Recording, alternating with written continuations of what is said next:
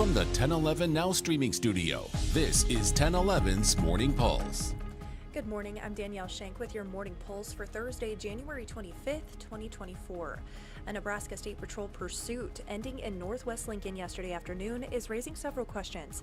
It happened at West Husker and in the I-80 interchange around 5 p.m. While we don't have a lot of information this morning, calls and messages into the newsroom say officers had guns drawn and a helicopter was flying around the area. NSP tells us the person did try running away when the chase ended. Stick with us for updates.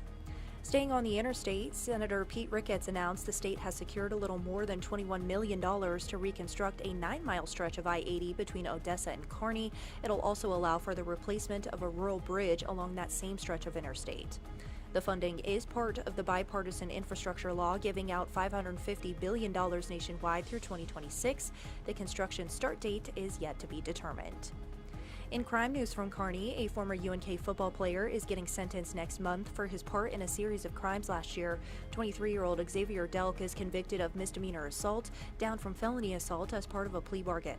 He's accused of assaulting another man last May in connection to a string of crimes that occurred near the UNK campus. And a former paraprofessional with York Public Schools is accused of inappropriately touching a student off campus. A school staff member called the sheriff about a student who said they had been touched inappropriately by 23-year-old Scott Velasquez Lopez. The district superintendent confirmed he is no longer working there. Velasquez Lopez was charged with suspicion of third-degree sexual assault.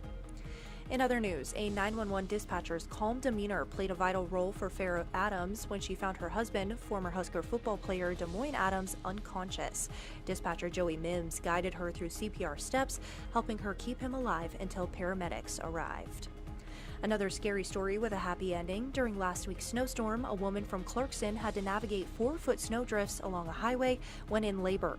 It took her more than an hour to get to the hospital. With the help of the Stanton County Sheriff and emergency personnel, Sortino eventually got an escort to the hospital, and her husband Josh also made it there in time for the arrival of their baby. Rounding out your headlines is a check of the 7-day forecast.